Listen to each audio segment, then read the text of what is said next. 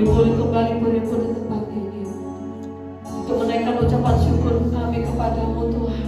Kami bersyukur Tuhan untuk setiap pengorbanan yang luar biasa dalam kehidupan kami. Terima kasih Tuhan untuk setiap kebaikan yang kau berikan dalam kehidupan kami. Pagi hari ini Tuhan, kami rindu menaikkan setiap pujian penyembahan kami. Kami rindu yang terbaik buat Engkau Tuhan. Naikkan bertata Engkau di atas setiap pujian penyembahan kami. Berikan kami roh sukacitamu Tuhan dalam setiap kehidupan kami. Terima kasih Tuhan, terima kasih. Biarlah hadirat-Mu Tuhan memenuhi setiap kehidupan kami, pribadi dan pribadi Tuhan. Kami rindukan Tuhan, Kau melamar setiap kehidupan kami, Kau jamah setiap kehidupan kami pagi hari ini Tuhan. Terima kasih Tuhan, terima kasih. Kami serahkan Tuhan ibadah Jumat Agung pagi hari ini, mulai tanah hingga pagi hari pada akhirnya. Di dalam nama Tuhan Yesus Kristus, kami siap untuk puji dan muliakan nama Tuhan. Yang saya nama Tuhan bersama dengan saya katakan, amin, haleluya. Bagaimana kabar saudara hari ini? Hidup sehat, Tetap semuanya diberkati Tuhan. Kita bersyukur pagi hari ini kita membesarkan nama Tuhan, karena Tuhan yang kita sembah adalah Tuhan yang ajaib. Amin, haleluya. Haleluya. Besarkan nama Tuhan, pujilah Dia. Kemudahannya besar, kemudahannya besar, tiada terbilang. Aku tak dapat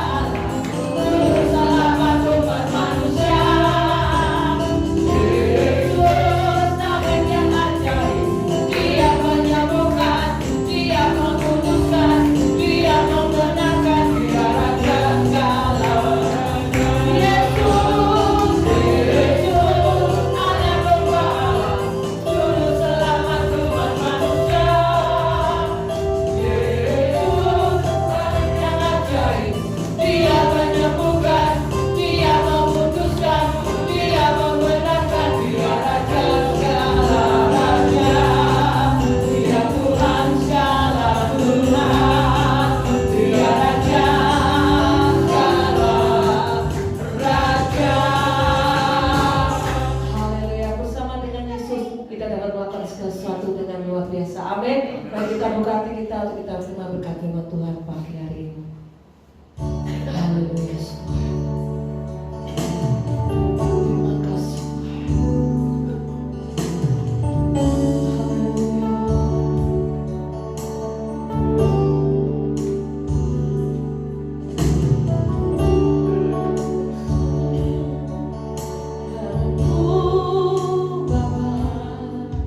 Pengorbanan yang kau berikan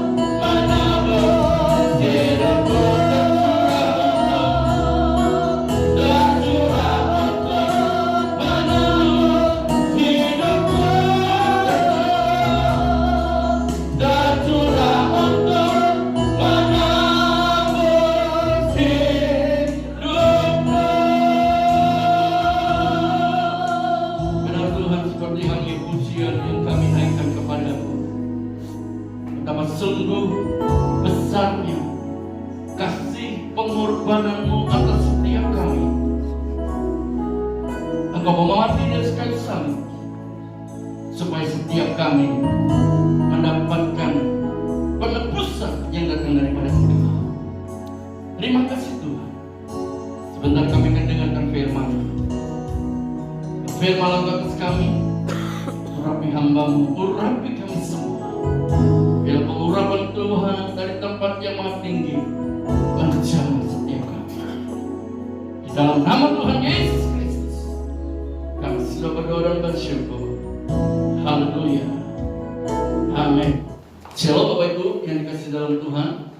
Puji Tuhan, kita patut bersyukur pagi hari ini, di mana kita boleh ada bersama-sama di tempat ini untuk bersama-sama beribadah memperingati akan pengorbanan Kristus bagi kehidupan saya dan saudara.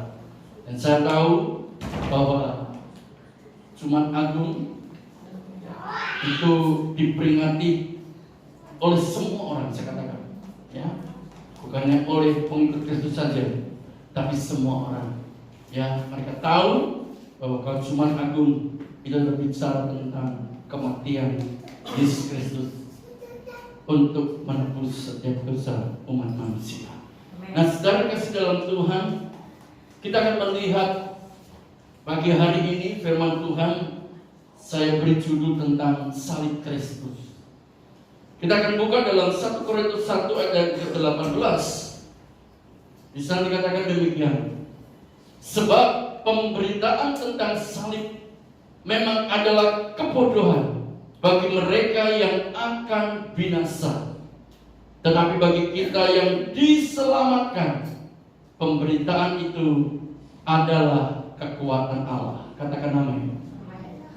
Bapak Ibu yang dikasihi oleh Tuhan, Rasul Paulus dalam ayat ini menjelaskan kepada jemaat yang ada di Korintus bahwa pemberitaan tentang salib Yesus, pemberitaan tentang salib Kristus itu adalah sebuah kebodohan bagi mereka yang akan binasa. Tetapi bagi kita yang sudah diselamatkan, pemberitaan tentang salib Kristus itu adalah kekuatan Allah. Nah saudara, kita akan melihat lebih dulu tentang apa itu salib. Salib adalah sebuah kayu palang yang seringkali kita mungkin melihat, ya, untuk gampang dan mempermudah kita. Apa itu salib? Saudara, kalau ditanya orang apa itu salib, jawab aja kayu palang dan saudara, karena mereka juga tahu seperti itu, ya kan? Saya dulu seringkali mendengar, nanti kalau kamu jadi orang Kristen atau pengikut Kristus, maka ketika kamu mati nanti kamu akan dipendam, ya.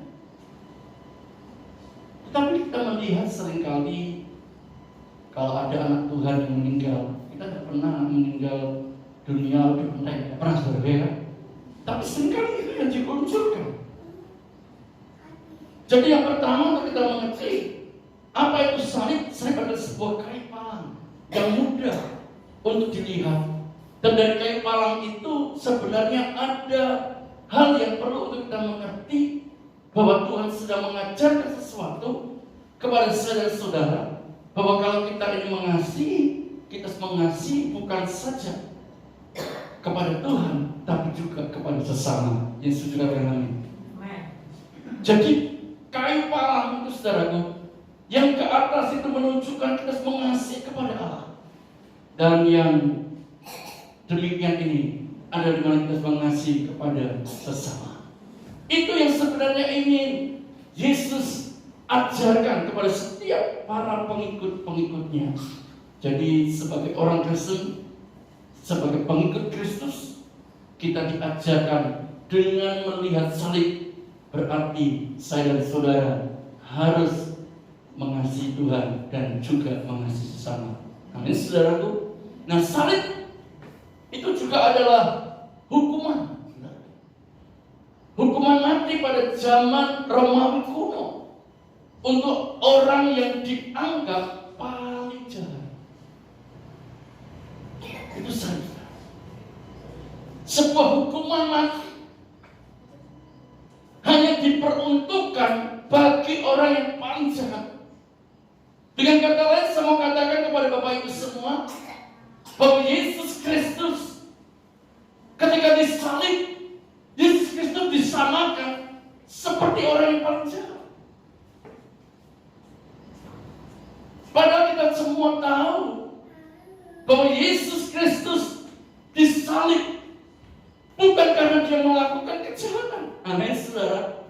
Yesus Kristus disalib bukan karena dia melakukan perbuatan dosa, seperti kedua orang yang disalibkan juga bersama-sama dengan dia.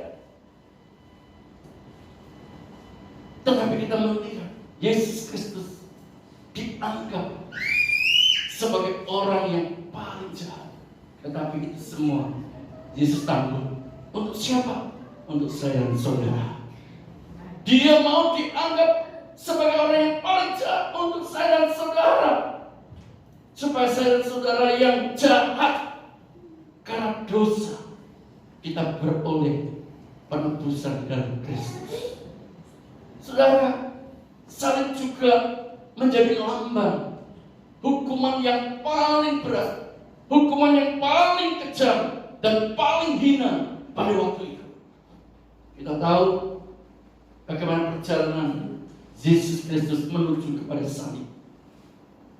Ketika dia ada di Taman Getsemani, sementara Yesus berdoa kepada Bapaknya, Yesus diperlihatkan sebuah cawan penderitaan yang begitu luar biasa yang harus ditanggung oleh Yesus. Dan Anda katakan, saudara, pada waktu Yesus sedang berdoa, Yesus berkata, "Ya Bapa, kalau boleh, lalukan cawan ini daripadaku. Tetapi bukan kehendakku yang jadi, tapi biarlah kehendakmu yang jadi." Itu kata-kata Yesus. Secara manusiawi, Yesus berat untuk menanggung itu, saudara. Yesus berat untuk menanggung cawan penderitaan yang dia harus hadapi. Tetapi sekali lagi kita melihat Yesus Kristus mau melakukan apa yang menjadi kehendak Bapaknya. Meskipun salib itu adalah menjadi satu gambaran hukuman yang paling berat, hukuman yang paling kejam, hukuman yang paling hina yang harus dia pikul untuk saya dan saudara. Dan kita melihat datanglah Yudas Iskariot bersama dengan orang-orang Farisi, ahli-ahli Taurat bersama dengan para tentara di tangan. Dan Yudas Iskariot menemui Yesus. Karena Yudas Iskariot sudah mengatakan kepada mereka bahwa orang yang saya cium itulah dia. Maka ketika Yudas Iskariot mencium Yesus tanpa dikomando, langsung saja tentara menangkap Yesus. Tapi Anda katakan, sebelum mereka menangkap, mereka rebah. Saudara yang dikasih dalam Tuhan, jadi Yesus ditangkap karena Yesus mau menyerahkan dirinya. Dia mau menyerahkan diri.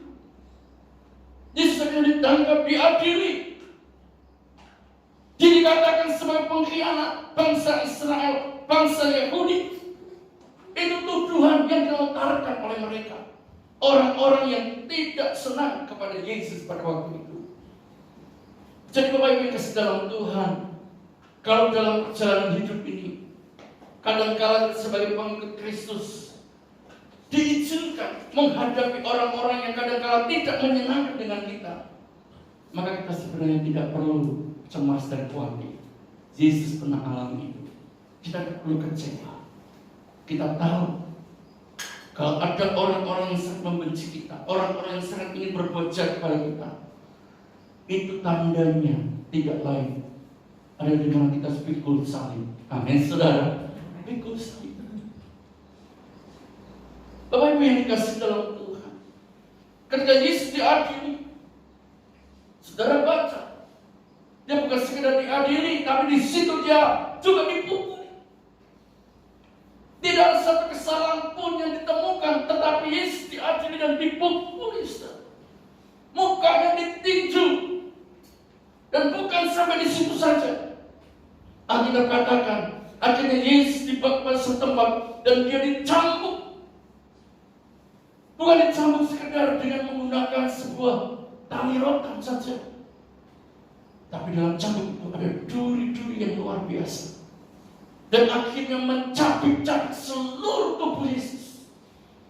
Kalau saudara melihat sebuah filmnya, maka saudara akan tidak tahan melihat perilaku orang-orang yang mencabik-cabik tubuh Yesus. Semua itu dilakukan Yesus untuk saya dan saudara, orang yang berdosa. Satu hukuman yang sangat kejam, satu hukuman yang sangat berat, satu hukuman yang paling hina yang harus ditanggung oleh Yesus. Dan bukan itu saja. Begitu tubuh Yesus hancur karena dicabik-cabik dengan cambuk itu, Yesus harus memikul salibnya sendiri menuju Golgota. Dan sementara Yesus memikul salibnya menuju Golgota, Alkitab katakan pada waktu dia berjalan, tiba-tiba Yesus terjatuh. Dia jatuh, dan di mana dia jatuh, itu tempatnya bukan yang rata, tapi itu batu-batu yang sangat terjatuh.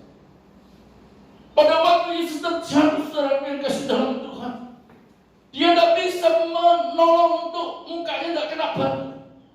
Kenapa? Karena tidak ada yang bisa menopang dia.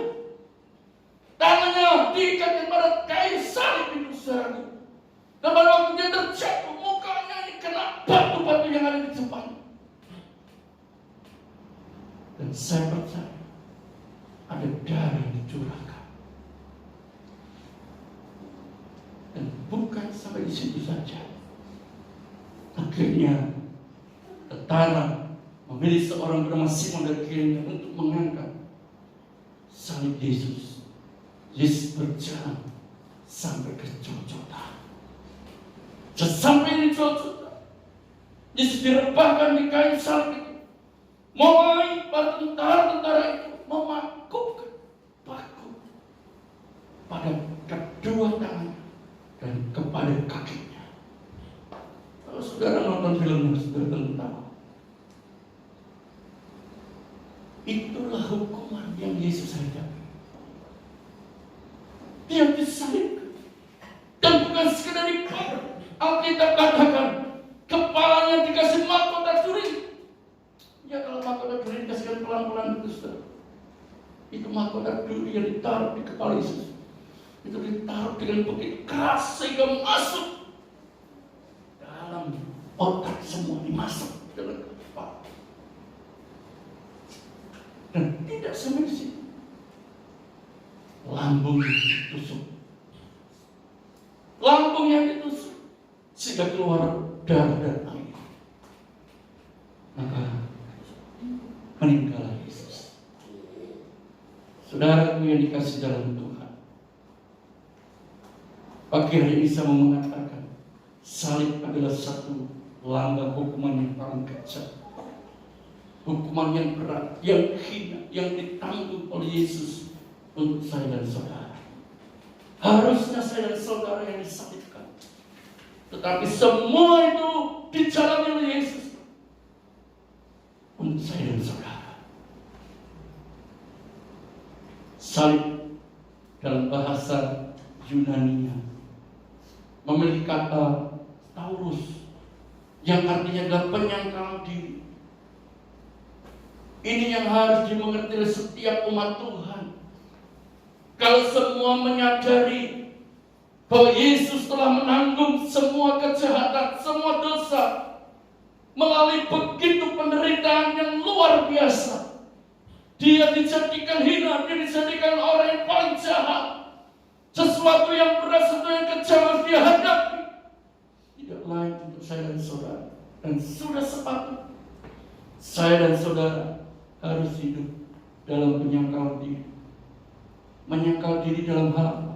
Tentunya dalam hal jangan lagi melakukan perbuatan dosa. Kita bisa menyangkal diri dari semua perbuatan dosa. Karena dosa kita sudah ditanggung oleh Yesus. Hargailah setiap pengorbanan Kristus dengan cara engkau hidup di dalam kebenarannya. Bapak Ibu yang dikasihi dalam Tuhan, Alkitab dan sejarah membuktikan bahwa Yesus Kristus juga disalibkan. Bukan karena ia melakukan kejahatan atau dosa, tetapi Yesus Kristus disalibkan karena ia melakukan kehendak Bapanya. Itulah mati di atas kayu salib. Yang pertama, untuk menebus dosa umat manusia. Yang percaya katakan amin. Yesus mati di atas kayu salib bukan sekedar menebus dosa umat Kristen, tetapi Alkitab mengatakan dia menebus dosa umat manusia. Bukan umat Kristen toh, tapi umat manusia. Firman Tuhan berkata dalam Roma 3 ayat 23-24, karena semua orang telah berbuat dosa dan telah kehilangan kemuliaan Allah, dan oleh kasih karunia dibenarkan dengan cuma-cuma karena penebusan dalam Kristus Yesus. Amin, saudaraku. Jadi kematian Yesus dan kayu salib itu bukan saja menebus orang Kristen dari dosa, tetapi kematian Yesus di atas kayu salib itu menebus semua orang dari dosa. Semua umat manusia dosanya diampuni. Amin, saudaraku. Firman Tuhan berkata dalam 1 Petrus 2 ayat 24, Ia sendiri telah memikul dosa kita di dalam tubuhnya di kayu salib, supaya kita yang telah mati terhadap dosa hidup untuk kebenaran, dan oleh bilur-bilurnya kamu telah sembuh. Katakan amin. Saudaraku yang kasih dalam Tuhan, kematian Yesus kayu salib menebus setiap dosa umat manusia, memberikan pengampunan, dan terlebih daripada itu, sakit penyakit disembuhkan oleh bilur-bilur Yesus. Pagi hari ini saya tidak tahu secara pasti apa yang menjadi pergumulanmu. Mungkin engkau sudah melakukan kesalahan, mungkin engkau sudah melakukan perbuatan yang tidak layak di hadapan Tuhan. Pagi ini saya mengatakan, Yesus mati di atas kayu menebus dosa saya dan saudara. Dia mengampuni setiap perbuatan dosa kita. Alkitab katakan, sekalipun dosamu itu merah seperti kirmisi, Tuhan sanggup menyucikannya seputih salju. Amin. Bersih. Bersih. Itu janji. Untuk itu Bapak Ibu yang kasih dalam Tuhan, kalau engkau sedang melakukan satu perbuatan yang bodoh, perbuatan yang jahat, yang penuh dengan dosa, belajar untuk mengakui di hadapan Tuhan. Karena Alkitab berkata, Allah kita adalah Allah yang setia. Ketika kita mau mengakui dosa kita, Dia akan mengampuni kita dan menyucikan kita dari segala kejahatan. Ini janji Tuhan. Dan memang Tuhan mengatakan bahwa oleh bilur-bilurnya kamu telah sembuh. Artinya sakit penyakit ditanggung oleh Yesus. Yesus bukan saja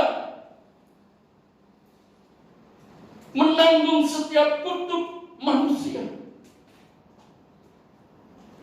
bukan saja menanggung kutuk hukum Taurat, bukan saja menanggung kutuk dosa manusia, tapi kutuk sakit penyakit juga dihancurkan oleh kematian Yesus Kristus. Katakan amin. Kita harus punya keyakinan bahwa Yesus Kristus, Dia mau mati di atas kayu salib, menebus dosa umat manusia, mengampuni dosa manusia, dan menyembuhkan manusia dari setiap sakit penyakit yang dialaminya. Yang kedua, Bapak Ibu yang kasih dalam Tuhan, Alkitab dan sejarah membuktikan bahwa Yesus Kristus mati di atas kayu salib untuk memperdamaikan Allah dengan manusia. Firman Tuhan berkata dalam Kolose 1 ayat yang ke-20, dan oleh Dialah Ia memperdamaikan segala sesuatu dengan dirinya, baik yang ada di bumi maupun yang ada di sorga, sesudah Ia mengadakan pendamaian oleh darah salib Kristus. Jelas sekali dalam ayat ini bahwa Yesus Kristus mati di kayu salib supaya terjadinya pendamaian antara Allah dengan manusia. Ingat, akibat dosa yang terbuat oleh manusia, oleh Adam dan Hawa pada waktu itu, hubungan antara Allah dengan manusia yang pada waktu itu begitu dekat, tetapi karena akibat dosa yang mereka lakukan, maka hubungan yang dekat itu akhirnya menjadi jauh. Saudaraku, antara Allah dengan manusia jalannya begitu jauh karena dosa. Tetapi Yesus Kristus, Dia datang ke dunia ini, Dia lakukan apa menjadi kehendak Bapaknya. Itulah mati di kayu salib, supaya hubungan yang jauh itu kembali dekat. Amin, saudara. Untuk bisa ini terjadi, Yesus harus mati di kayu salib. Jalan pendamaiannya hanya melalui Yesus. Hanya Yesuslah yang bisa mendamaikan antara Allah dengan manusia. Karena itu Bapak Ibu yang dikasih dalam Tuhan, kalau kita baca dalam Efesus 2:13, tetapi sekarang di dalam Kristus Yesus, kamu yang dahulu jauh sudah menjadi dekat oleh darah Kristus. Katakan amin. Hidup saya yang dulu jauh karena dosa, sekarang menjadi dekat oleh karena darah Yesus Kristus. Oleh sebab itu Bapak Ibu yang sedang Tuhan, jangan engkau kembali menjauhkan diri dari hubungan kepada Tuhan. Tidak ada lagi pemisah antara engkau dengan Allah. Hubunganmu sudah dekat oleh karena pengorbanan Yesus sekali salib. Maka sudah seharusnya dan sepatutnya kita sebagai orang-orang yang sudah ditebus oleh darah Kristus, tiap-tiap hari kita mesti menjalin hubungan yang akrab, hubungan yang dekat dengan Tuhan. Yang setuju katakan amin. Kita harus. Kenapa sih katakan harus?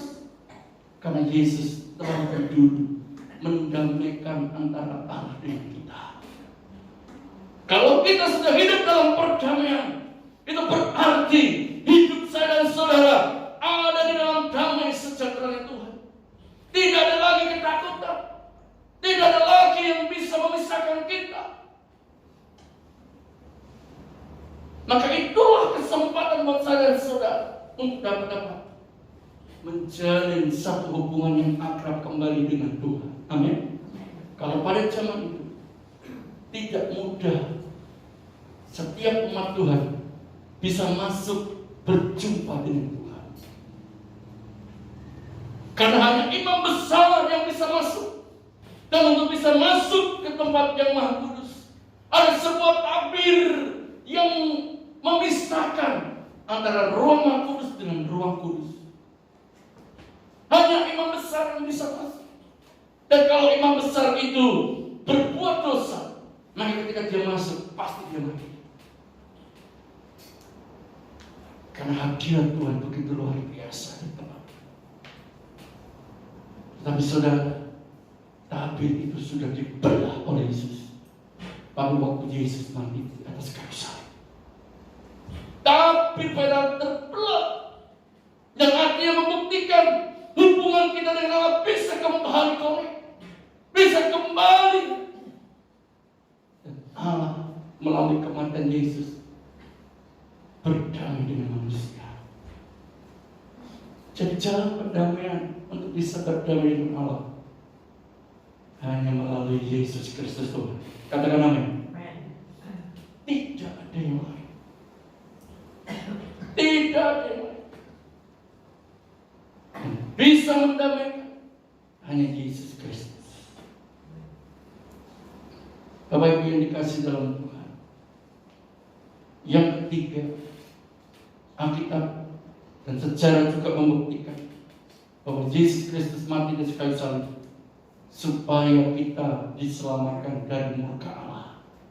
Amin, saudaraku. Kita bukan saja ditebus dari dosa, kita bukan saja diperdamaikan dengan Allah, tetapi yang ketiga, melalui kematian Yesus di kayu salib, hidup saya dan saudara diselamatkan dari murka Allah. Diselamatkan. Roma 5 ayat 8 sampai 9 dikatakan demikian. Akan tetapi Allah menunjukkan kasih-Nya kepada kita oleh karena Kristus telah mati untuk kita ketika kita masih berdosa. Lebih-lebih karena kita sekarang telah dibenarkan, perhatikan, telah dibenarkan oleh darah-Nya, kita pasti akan diselamatkan dari murka Allah. Katakan amin. Kita pasti akan diselamatkan dari murka Allah. Ini firman Tuhan.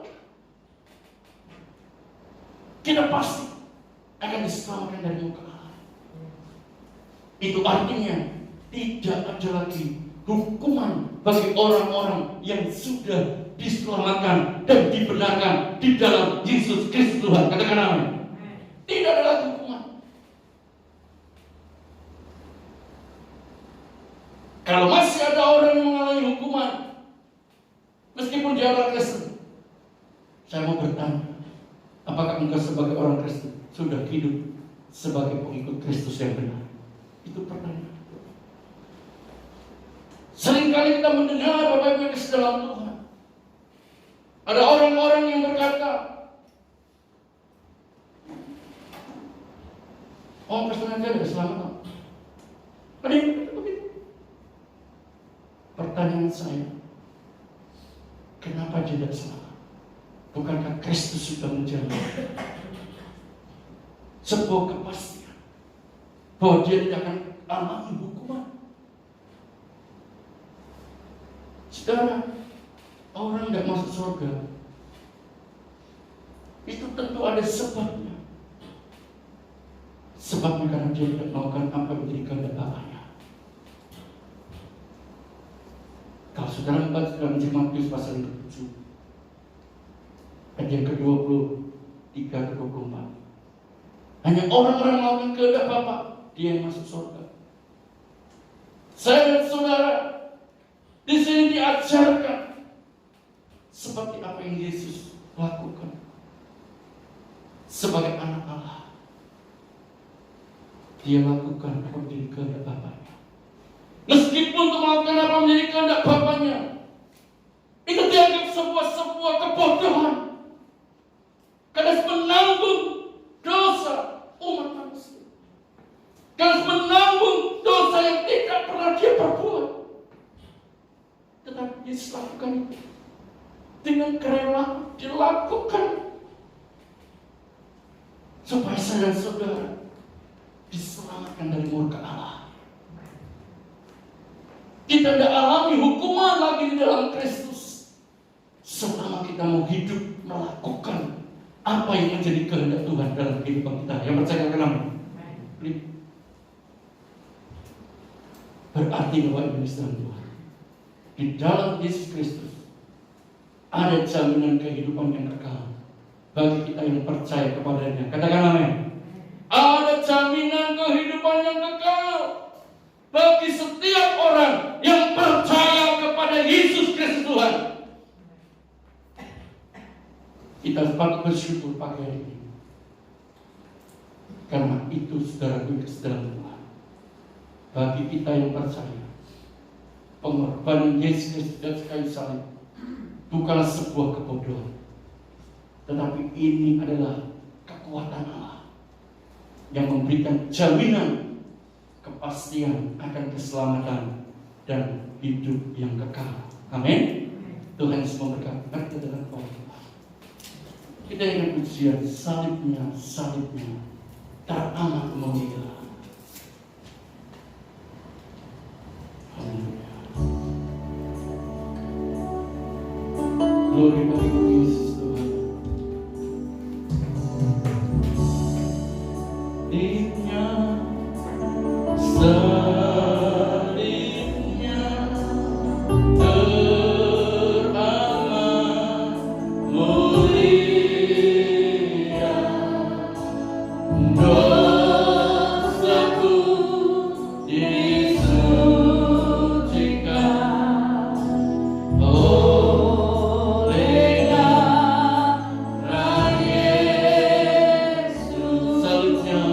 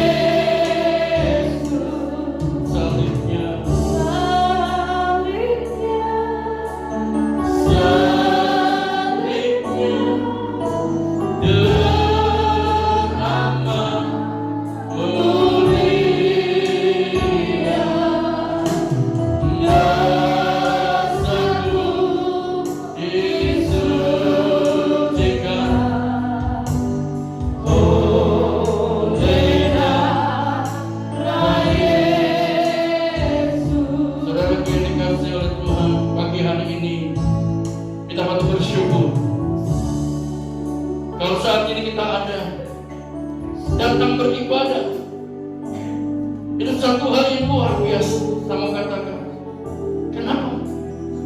Karena kita mau memperingati betapa besar kasih Allah dalam kehidupan kita. Dia mau mati buat saya dan saudara, supaya saya dan saudara ditebus dari semua dosa. Dia mau mati buat saya, supaya saya dan saudara dapat hidup dalam perdamaian dengan Allah. Yesus mau mati buat saya dan saudara, supaya saya dan saudara mendapat kepastian diselamatkan dari murka Allah. Itulah di mana Tuhan yang memberikan kehidupan yang kekal buat saya dan saudara.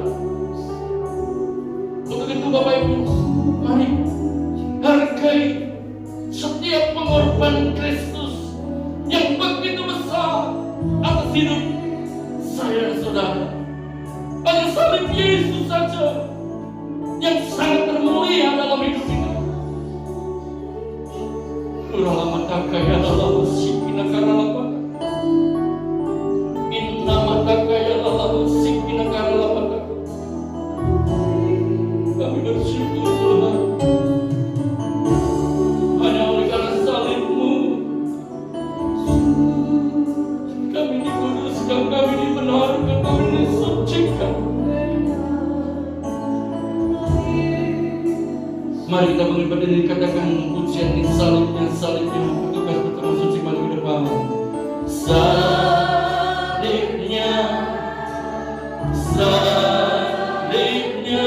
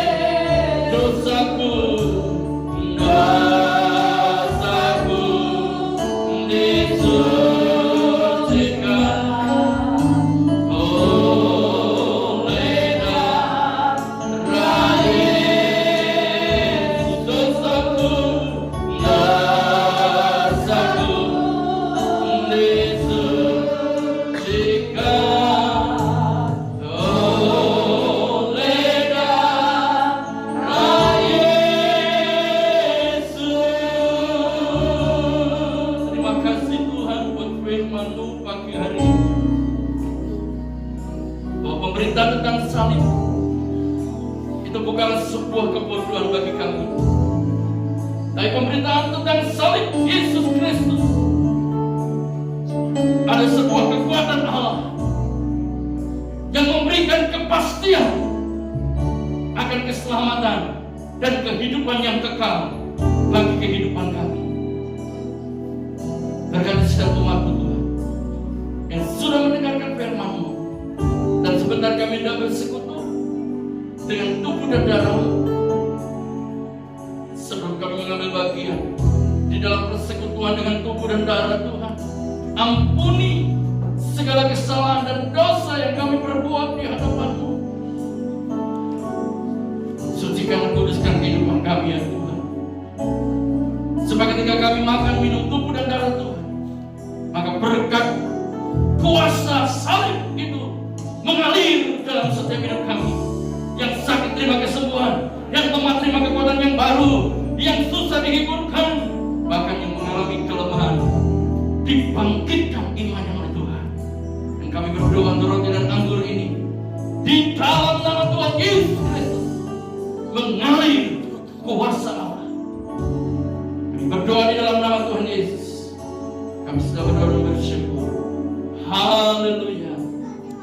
Amin. Terlalu besar pengorbanan-Mu. Terlalu besar kasih-Mu Bapa, pengorbanan yang Kau berikan bagiku. Terlalu mahal darah-Mu Yesus, tercurah untuk menebus hidupku. Terlalu besar kasih-Mu Bapa, pengorbanan yang Kau berikan bagiku. Terlalu mahal darah-Mu Yesus, tercurah untuk menebus hidupku.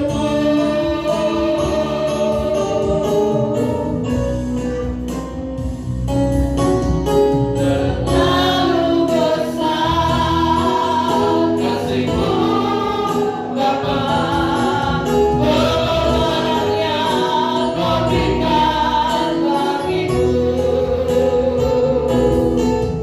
Terlalu mahal darah-Mu Yesus, tercurah untuk menebus hidupku. Terlalu besar kasih-Mu Bapa, pengorbanan yang Kau berikan bagiku. Terlalu mahal darah-Mu Yesus, tercurah untuk menebus hidupku. Terlalu besar kasih-Mu Bapa, pengorbanan yang Kau berikan bagiku. Terlalu mahal darah-Mu Yesus, tercurah untuk menebus hidupku. Tercurah untuk menebus hidupku.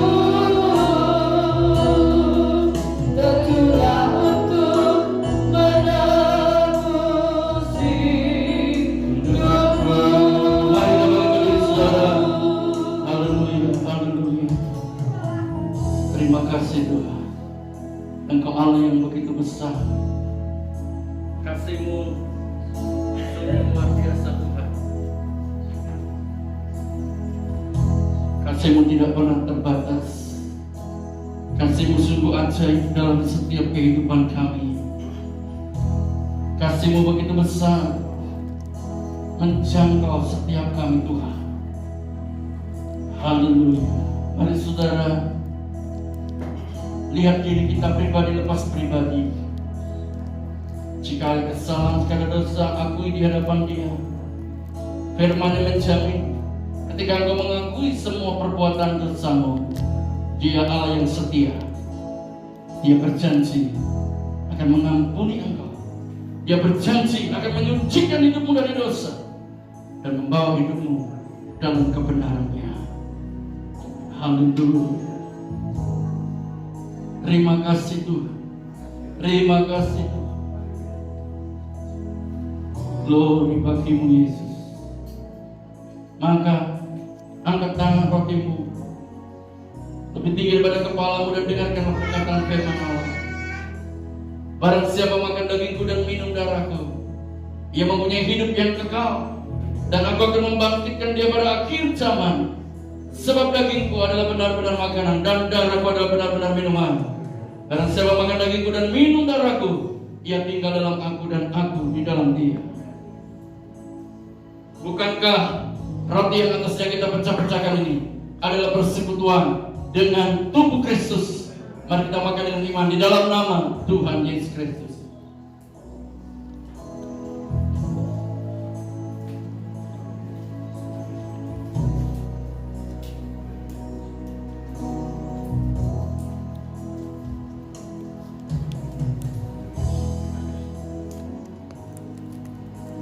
Terima kasih Tuhan buat tubuhmu. Tubuh yang tak bercacat, tubuh yang tak bersalah. Tubuh itulah yang Tuhan berikan bagi setiap kami, orang-orang yang sudah dibenarkan di dalam Kristus, supaya kami orang-orang yang dibenarkan di dalam Kristus dapat hidup tak bercacat, tak bersalah. Semua itu mampu kami kerjakan, semua itu mampu kami lakukan berkat pertolongan daripada Tuhan. Angkat cawanmu, bukan cawan berkat yang atasnya kita mengucap syukur ini adalah persekutuan dengan darah Kristus. Mari kita minum dengan iman di dalam nama Tuhan Yesus Kristus.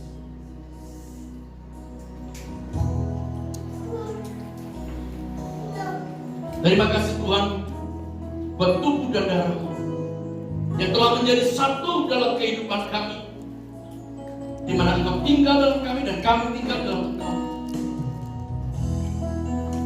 Engkau telah manunggal bersama dengan kami. Biarlah kemanunggalan-Mu dalam kehidupan kami membuat kami, ketika kami melangkah, ketika kami melakukan segala sesuatu, kami selalu ingat akan Engkau Tuhan. Terima kasih Tuhan buat persekutuan dengan tubuh dan darah-Mu. Dan kami percaya, kami imani bahwa persekutuan dengan tubuh dan darah Yesus, di dalamnya ada kuasa Allah, di dalamnya mengalir kuasa Tuhan. Yang sakit terima kesembuhan, yang lemah terima kekuatan yang baru dari Tuhan, dan sedang menghadapi persoalan akan mendapatkan jalan keluar yang terbaik daripada Tuhan. Terima kasih Tuhan, berkat-Mu mengalir atas setiap kami semua. Apapun setiap pergumulan kami, apapun setiap masalah kami, apapun setiap penderitaan yang sedang kami alami, kami yakin dan percaya Yesus Kristus Tuhan satu-satunya jawaban bagi kehidupan kami. Kiranya berkat-Mu tercurah atas setiap kami semua. Berkat di dalam nama Tuhan Yesus akan selalu menyertai sepanjang kehidupan kami, mulai hari ini sampai selama-lamanya. Yang sudah diberkati, mari kita katakan amin.